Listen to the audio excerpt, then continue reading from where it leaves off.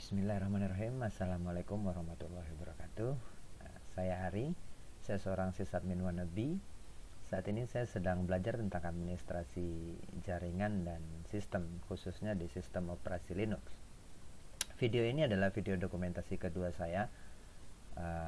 Di sini ini adalah dokumentasi belajar saya tentang menggunakan Virt Manager untuk menginstalasi Debian 10 atau Debian Buster di KVM.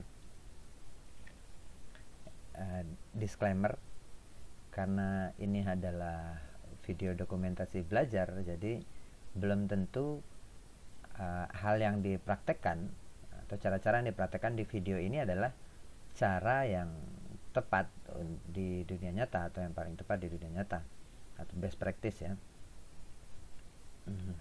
Jadi saya sangat mengharapkan feedbacknya untuk koreksi, masukan, komentar, saran, dan kritik yang membangun agar bisa menjadi tambahan bagi bahan belajar saya ke depan. Ini adalah moment of truth. Ini pertama kalinya saya menginstalasi Debian 10 atau Debian Buster ya. Jadi memang dokumentasi ini diusahakan ya tanpa ada editing ya, tujuannya agar proses belajarnya bisa terekam semuanya. Jika ada kesalahan atau trouble dan apa yang saya lakukan saat troubleshooting masalah tersebut akan terdokumentasi di video ini dan akan bisa menjadi referensi saya jika suatu saat nanti saya ingin melakukan melakukan hal yang sama atau proses yang sama lagi. Virt Manager itu adalah sebuah graphical user interface ya untuk manajemen KVM, untuk memanajemen virtual hostnya KVM melalui libvirt. Jadi walaupun tujuan utamanya atau target utamanya adalah virtual mesinnya KVM, tapi Virt Manager juga bisa digunakan untuk memanage SAN atau Linux container atau LXC ya. Tapi di sini saya hanya akan menggunakan Virt Manager untuk menginstalasi Debian di virtual hostnya KVM. Ada dua hal yang harus dipersiapkan ya. Di video saya sebelumnya saya sudah mendokumentasikan tentang bagaimana cara melakukan passwordless SSH ya, jadi menggunakan key-based authentication SSH ke remote host. Remote hostnya itu yang akan saya gunakan sebagai KVM host di video ini. Saat ini saya menggunakan sistem operasi Manjaro. Langkah pertama saya tentu saja melakukan instalasi Virt Manager. Untuk instalasi Virt Manager ya mungkin beda distro akan beda cara. Silakan merujuk ke dokumentasi distro masing-masing tentang bagaimana cara menginstalasi Virt Manager ya. Tapi biasanya kalau Linux pada umumnya, Linux desktop pada umumnya, distro Linux desktop pada umumnya mesti sudah ada Virt Manager di repositorinya. Ya jika belum, silakan lihat dokumentasi distro masing-masing ya. Untuk Manjaro sendiri instalasinya sangat mudah. Manjaro menggunakan pacman sebagai packet manager. Jadi kalau mau mencari sebuah paket cukup dengan melakukan perintah sinkron dan search. browsing dan search ya. Oke. Nah ini, jadi paket Virt Manager ada. Untuk instalasinya cukup dengan menghilangkan tanda S di sini seperti ini. Oke, selesai. Saat ini Virt Managernya sudah terinstall. Nah, apa yang akan saya lakukan kali ini sebenarnya kira-kira seperti ini. Jadi di laptop saya sudah menginstalasi Virt Manager ya di local machine saya, hostname-nya resource. Nanti saya akan memanage GUIS OS ya, GUIS OS-nya Debian 10 di KVM host yang merupakan sebuah remote host ya. Jadi KVM-nya ada di komputer lain. Nah, dan saya akses atau saya manage KVM-nya menggunakan Virt Manager dari laptop pribadi saya seperti itu. Remote hostnya namanya server.lab.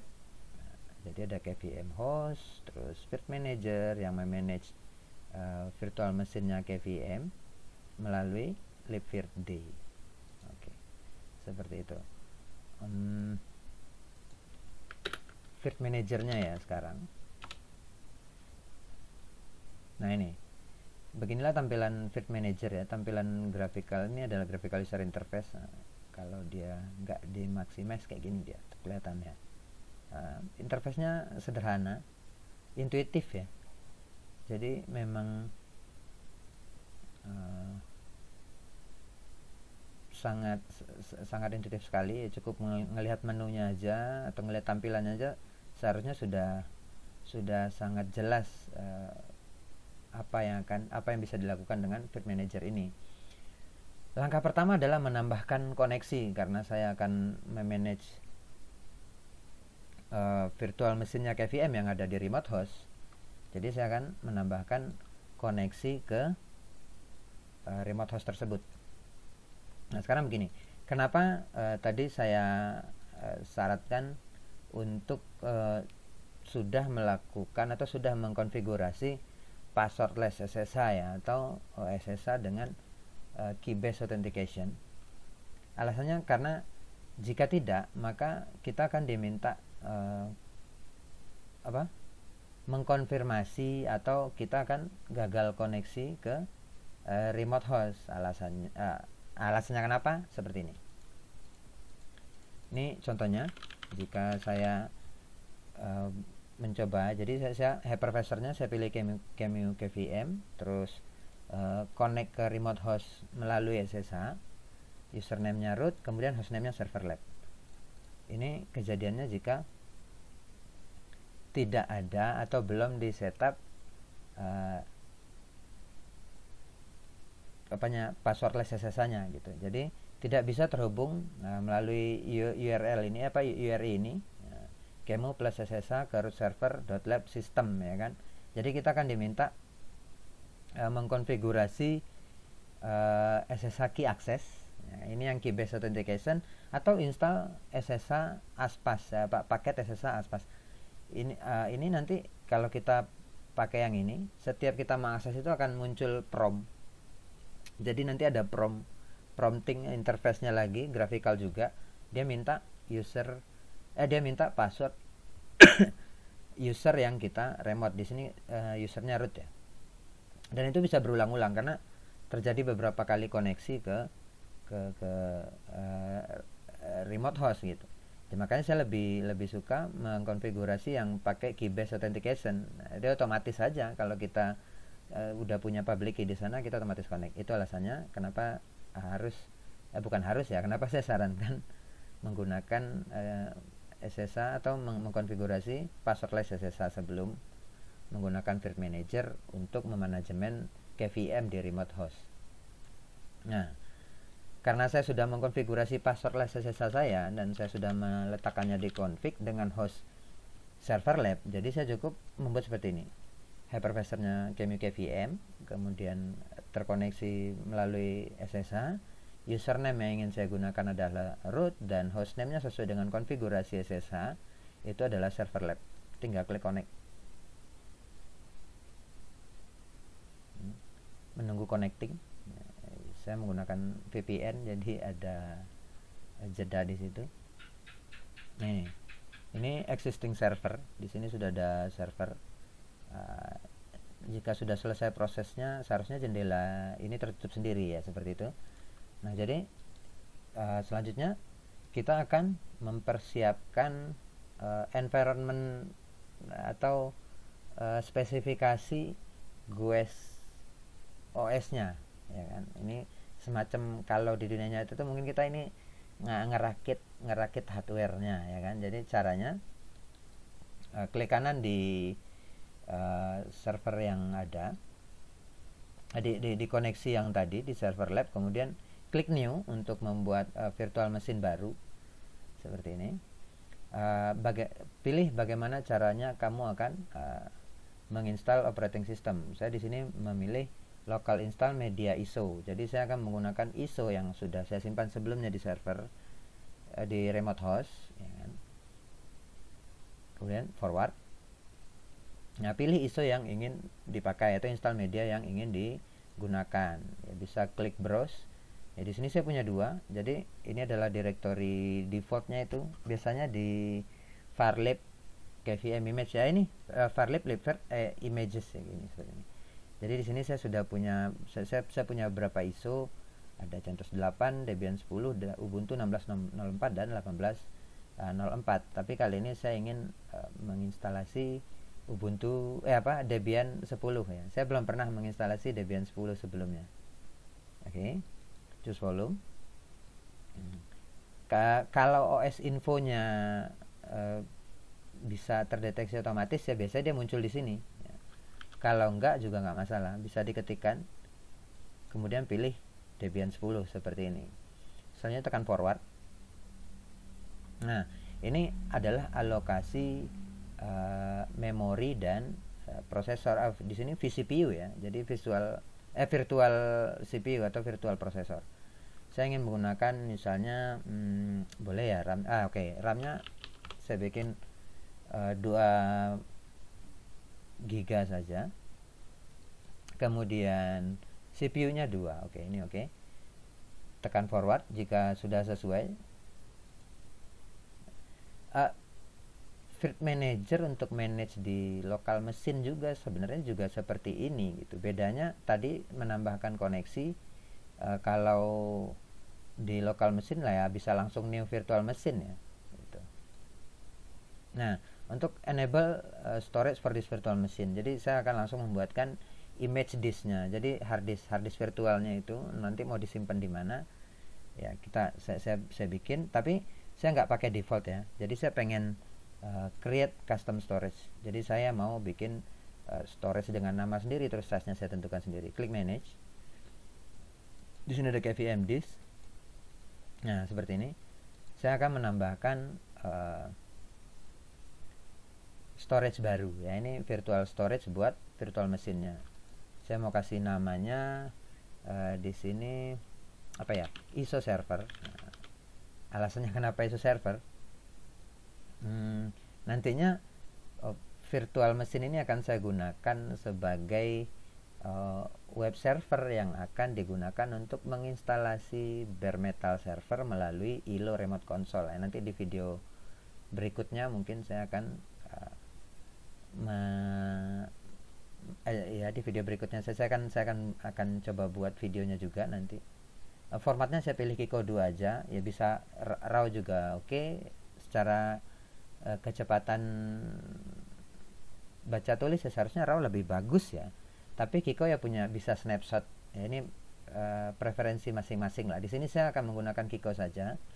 Terus maksimum kapasitas maksimalnya saya ingin, karena ini nanti buat menyimpan ISO yang mungkin lumayan gede ya, jadi saya bikin aja di sini 100 giga cukup lah ya, 100 giga. Kalau enggak nanti ini bisa ditambahkan belakangan.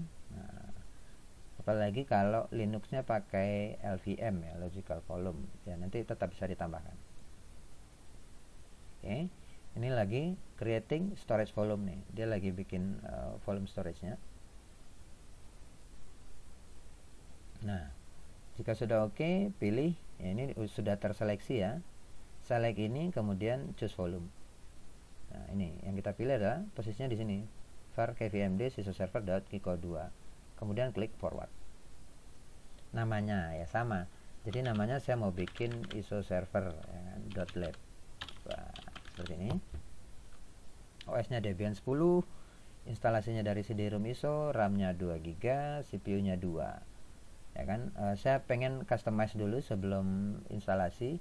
Network selection ya saya sudah konfigurasi KVM-nya di bridge BR0 ya interface-nya. Ya, nanti mungkin juga saya akan buatkan juga video dokumentasi tentang instalasi KVM di KVM host setelah yang web server yang pakai Debian ini nantinya rencananya gitu. Mudah-mudahan bisa saya buat ya dokumentasinya. Nah, di sini karena tadi saya centang opsi konfigurasi sebelum install, di sini kita bisa cross check lagi si VM ini, si virtual machine ini konfigurasinya sudah seperti apa. Jadi namanya udah ya isoserver.lab, terus informasi OS-nya Debian 10, CPU-nya saya menggunakan maksimum allocation-nya 2, saya alokasikan juga 2. Kemudian RAM-nya maksimum 2 dan current allocation-nya juga alokasi saat ini juga 2 GB. Boot option. Nah, saya ingin dia auto start ya. Jadi jika saya nge-reboot server atau nge-reboot server, nanti si virtual machine ikutan dia masuk ke auto startup. Jadi dia otomatis menyala setelah server mati atau server baru dihidupkan atau setelah reboot ya. Di sini sudah saya harus apply ya, itu kena warning ya karena saya belum apply tapi udah pindah menu. Oke, yes. Ya, ini harddisknya sudah ya, pakai virt.io, SATA, CD-ROM, oke. Ya, ini sebenarnya sudah lah ya. Jadi ini udah selesai, bisa begin installation sekarang. Oke.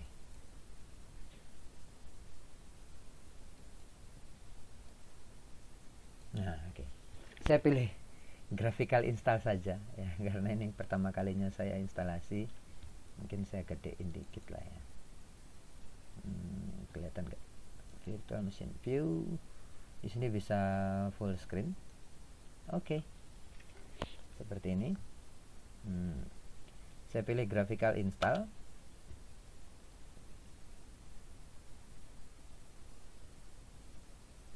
Nah, oke.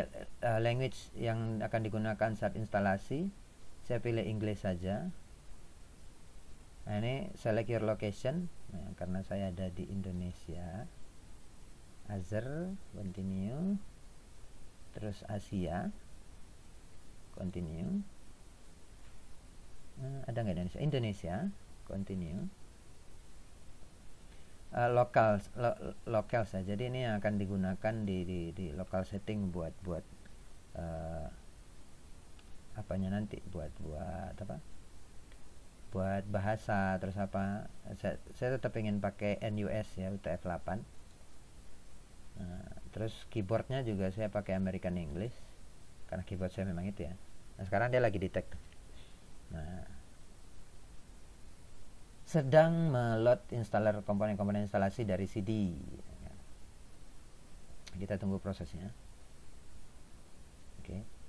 Ini keluar dari full screen-nya gimana? Oh ya, ini ada ya. Nah, leave full screen kalau mau keluar dari full screen. Oke. Tapi enakan full screen ya kayaknya. Scale display auto resize VM with window. Kalau ini kita coba ya. Oh enggak perlu sih ya. Enggak ya, memang segini defaultnya. Oke, apa sebenarnya ini bisa di setup juga di sisi KVM nya, tapi enggak perlu, di sini juga udah kelihatan ya. Oke. Seperti ini network auto configuration file ya. Jadi secara default itu dia akan mencoba DHCP protokol, DHCP client. Kalau kita punya DHCP server, maka dia akan otomatis mendapatkan mendapatkan IP ya. Nah, karena saya di sini akan menggunakan IP statis, jadi dia gagal, terus saya pilih configure network manually ya. Konfigurasi network secara manual, IP address-nya berapa yang bisa dipakai 22. Oke, terus prefix ya, jadi bilang kamu juga bisa secara opsional menambahkan netmask CIDR ya. Saya pakai /24 karena ini memang subnet subnet yang saya gunakan memang 24 ya, 254 host. Nah, terus gateway IP address-nya ya 103.1.1 benar. Kemudian DNS-nya juga DNS servernya ini router ya 103.1.1. Hostname-nya sekarang, jadi hostname-nya saya mau bikin isoserver.lab. Continue. Nah, ini root password. Enter password. Saya mohon maaf juga ya kalau ada yang kurang pas atau gimana. Ini untuk user baru.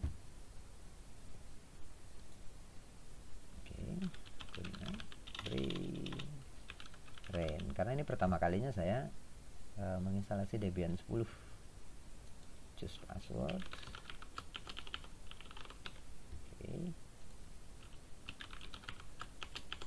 Konfirmasi password, continue. Configure the clock ya, karena saya ada di Indonesia, waktu Indonesia bagian barat ya, saya pilih Western. Continue. Sekarang dia lagi di tag hard disk.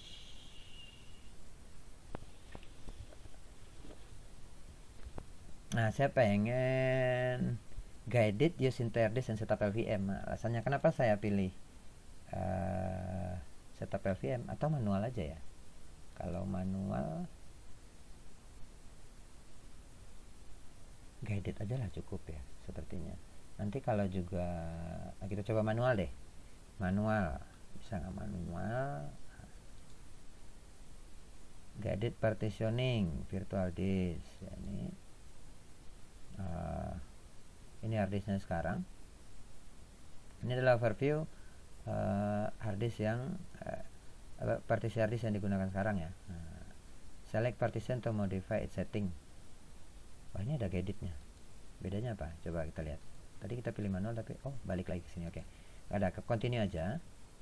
Terus pilih virtual disk. Baru satu ya. Nah, coba yang ini kita continue. Tapi dia bukan SKS ya. Coba continue.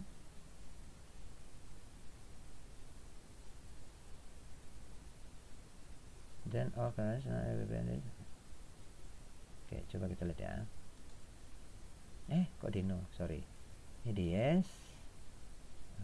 Terus continue. Bikin jadi kamu memilih seluruh partisi. Jika mau membuat partisi dan melakukan partisi lebih remove, jadi yang ada sekarang akan dihapus. Buat partisi new partition table baru di device ini ya, coba continue. Oke. Nah, ini udah kebaca ya, ada free space primary di sini. Configure coba bisa nggak saya dari menu instalasinya ini ya, dari interface instalasinya ini mengkonfigurasi LVM langsung. Coba kita lihat. Oke.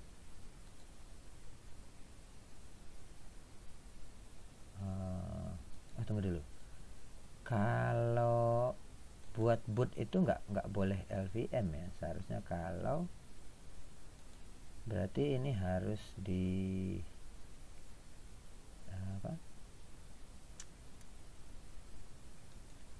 harus di set dulu berapa yang mau saya pakai. Bisa nggak di sini create a new partition? Oke. Create a new partition, continue. Nah, ini untuk bootnya. Jadi saya pikir di sini sih cukup atau satu saja. untuk semua karena dia cuma dipakai untuk ISO server ya. Jadi kalau mau pakai semuanya di root juga nggak masalah sih. Oke, ini juga kita bisa pakai semua. Continue, terus tipenya primary ya, biar dia bisa grab, bisa baca dengan baik ya kan. Use as ya benar, saya mau pakai ext4. Enaknya ext4 nanti kalau saya mau kecilin lagi LVM nya ya bisa. Tapi kalau begini dia nggak LVM ya. Berarti kita go back, kita config Logical Volume Manager. Coba berarti kalau dia Logical Volume Manager nanti boot nggak bisa baca ya. Berarti gini deh, ini mon pointnya delete dulu lah, delete, continue. Oke, kita bikin lagi continue. Saya pengen di sini ada create new partition, terus saya nggak mau pakai semua, saya mau pakai mungkin di sini untuk boot itu anggaplah saya pakai 512 megabyte ya, megabit. Nggak boleh, MB ya. Oke, coba 512 MB, continue. Boleh kan, primary ini buat boot beginning, jadi di awal, bagian awal hard disk. Terus mount pointnya kita ganti jadi boot, continue. Butuh swap nggak? Oh, nanti saja. Oke, ini oke, continue. Mount point, nah tadi saya udah pilih mount point ya, kok dia balik lagi. Oke, continue. Jadi gini ya, ext4 boot mount option default label none. Oke, nggak masalah. Oh ya, sorry, dan setting up this partition. Oke.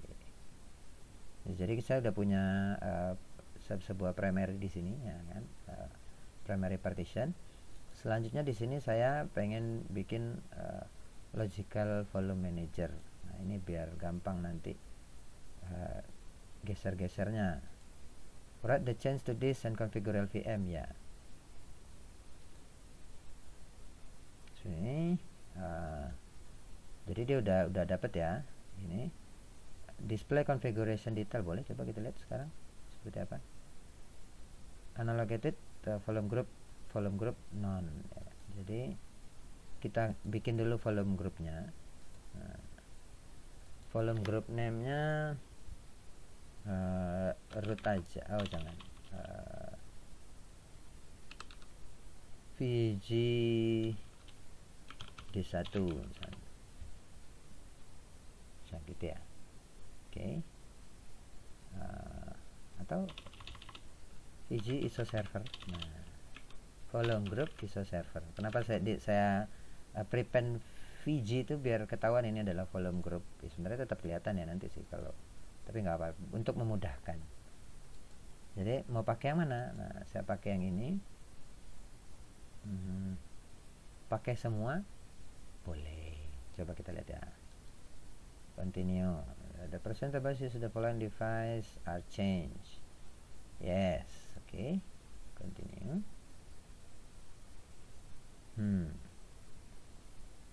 Sudah. Display configuration file. Continue. Jadi saya udah punya di sini VG volume groupnya namanya ISO server ya kan. Ini totalnya segini. Ya, use physical volume yang ini DVDA5. Oke, continue. Terus create logical volume. Nah, kita mau bikin kan di sini rootnya berapa. Logical volume name-nya di sini root aja. ISO server root gitu. Atau dia nanti otomatis, kita lihat. ISO server root. Oke. Continue. Nah, ini kita mau pakai berapa? Itu ada 10 apa ini 106.858. Kalau saya copy di situ kebaca nggak di luar Code Manager? Nah, kita coba cek di sini. Ini kalkulator darurat. kebaca nggak? Oh, nggak kebaca ya. Jadi tadi 106858 106858. Saya mau pakai swap di server ini ya kan, RAM-nya cuma 2 GB. Jadi mau bikin berapa?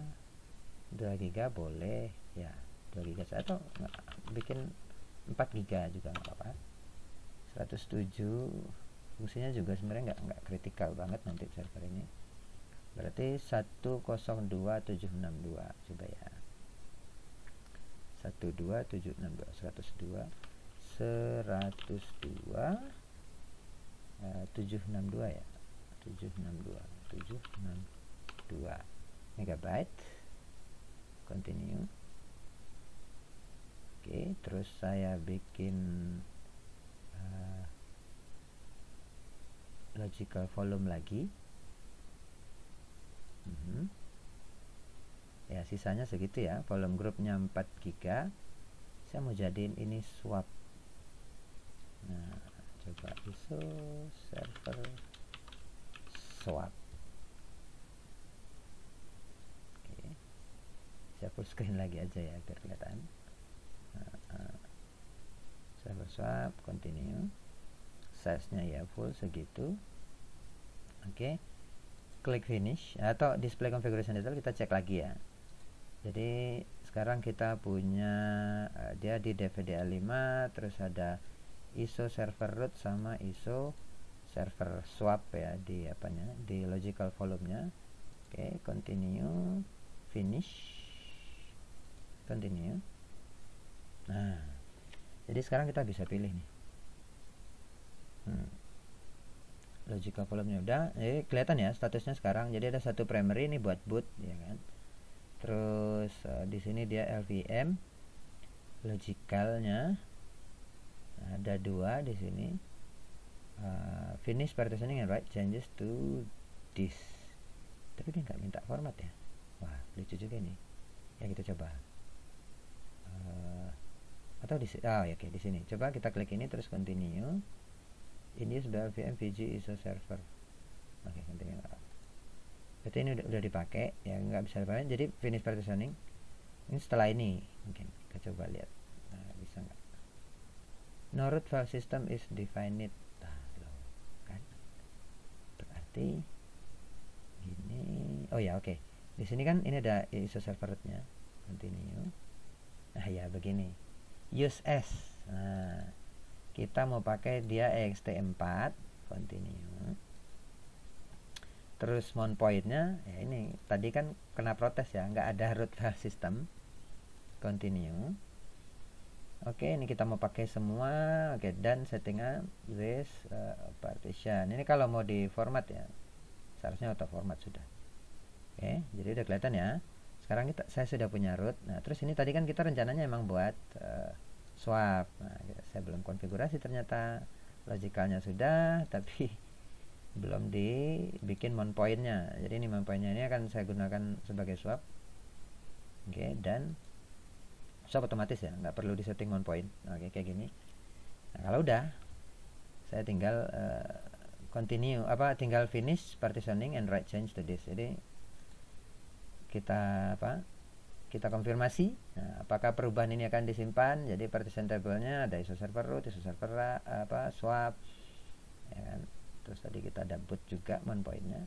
Continue, kita lihat. Nah, ini udah installing. Installing ya.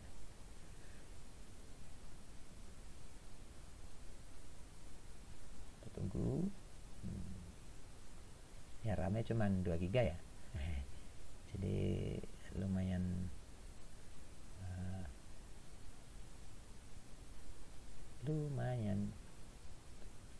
nunggunya.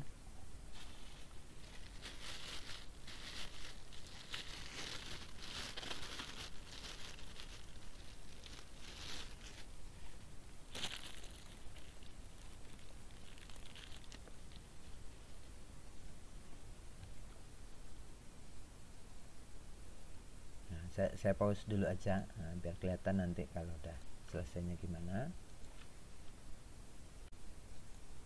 masih proses.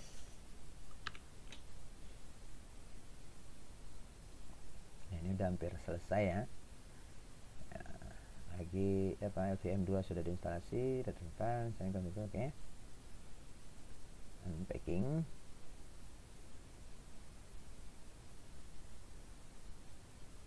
Nah, your installation CD or DVD has been scanned, labelnya ini, oke. Terus kamu sekarang memiliki opsi untuk men-scan CD atau DVD tambahan ya. Kayak Debian itu dia kalau yang versi DVD lengkap itu kan biasanya ada 3 atau 4 part, 3 part yang itu paket-paketnya itu bisa dijadikan repository lokal. Nah, kalau mau digunakan sekarang, mau menambahkan paket yang lain sekarang atau yang menggunakan DVD tersebut sekarang, yang bisa dilakukan saat ini.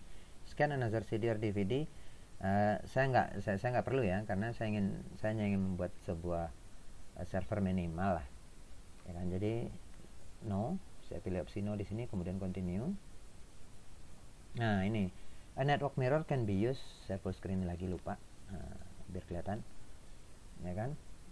Mirrornya ya kan bisa digunakan untuk menambah software ya, untuk menjadi tambahan software yang sudah di-includekan di dalam CD-ROM, atau bisa untuk update juga ya kan. Kamu melakukan instalasi dari sebuah DVD, walaupun DVD sudah memiliki banyak package ya kan, mungkin ada beberapa yang kurang. Nah, jika kamu memiliki koneksi internet yang bagus, gunakan sebuah mirror, penggunaan mirror sangat disarankan jika kamu ingin berencana untuk menginstalasi desktop environment graphics ya kan. Kalau mau pakai desktop environment DE ya, use a network mirror. Saya pilih yes aja di sini biar sekalian ke setup juga, biar saya nggak ribet nanti ya kan. Nah, terus package manajernya Indonesia,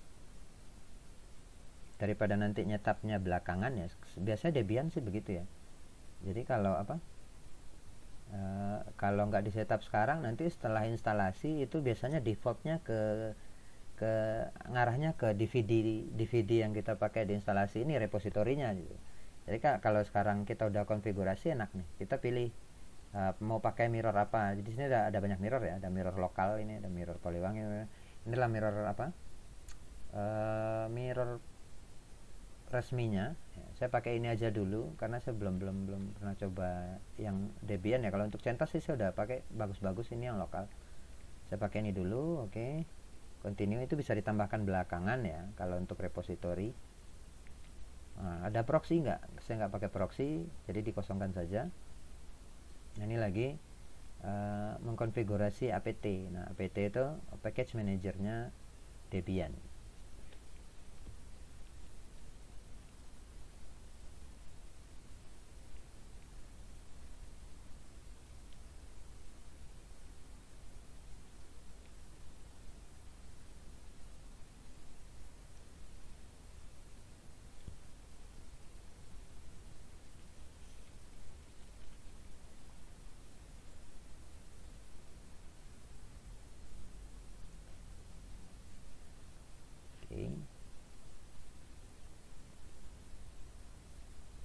Tunggu.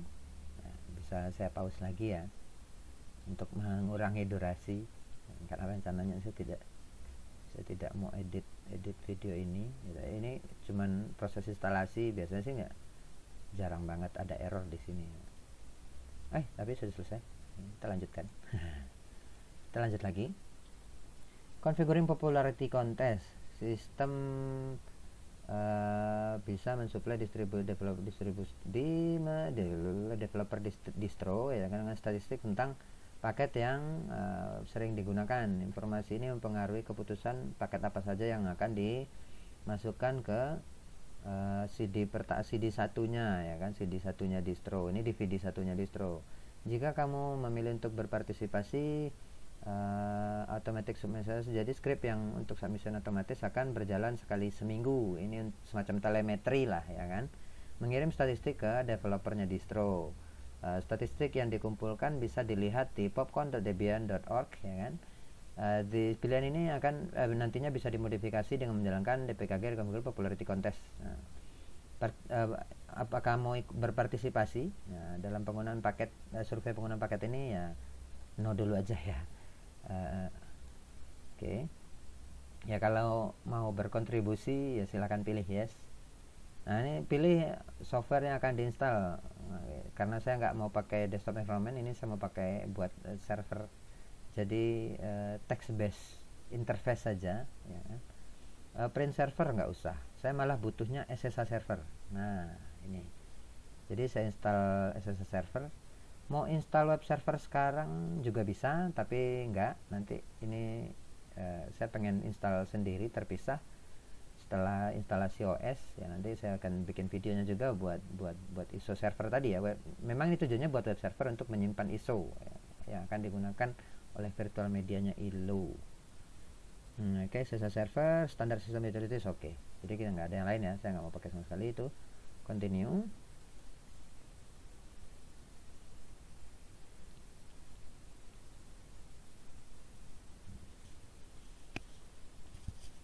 Ini lagi instalasi software.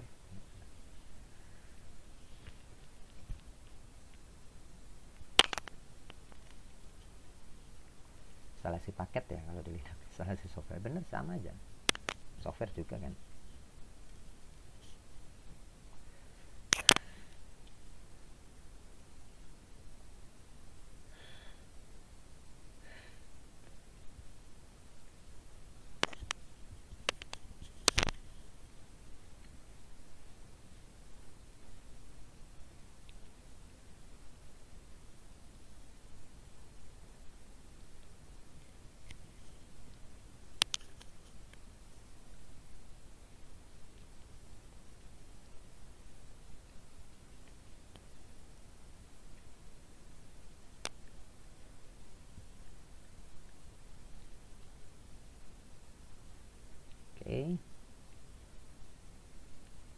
Select and install software, masih loading nih ya, mudah-mudahan nggak ada error. Oke, ini udah instalasi Grab bootloader ya.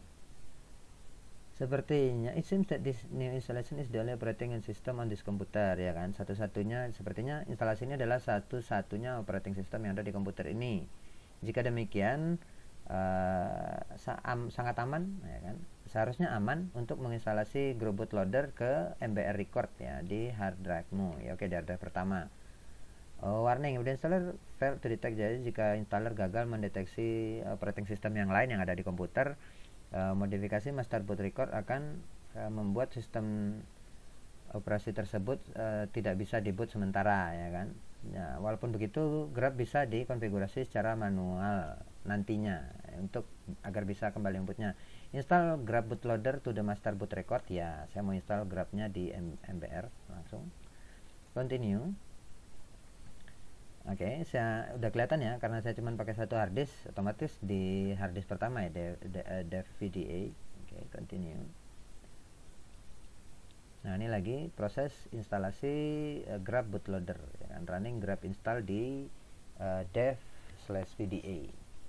Oke, lagi update konfigurasi user password, hardware clock. Oke, installation complete. Nah, instalasi sudah selesai, jadi ini waktunya untuk booting ke sistem yang baru. Pastikan make sure to remove the installation media so that you boot into the new system rather than restarting jadi pastikan sudah meremove media instalasi agar kamu bisa boot ke setelah booting itu kamu akan booting ke sistem yang baru, bukannya ke media instalasi. Tapi seharusnya di Virt Manager dia otomatis ya. Jadi setelah instalasi pertama itu dia akan otomatis booting ke sistem yang sudah diinstal. Jadi seharusnya aman kalau saya langsung klik continue di sini tanpa harus mengejeknya dari apa? Dari virtual CD-ROM-nya si apa, nah ya benar kan? Saya nggak perlu ya. Ini sudah terinstalasi Debian-nya. Mari kita cek. Oke. Cat etc release.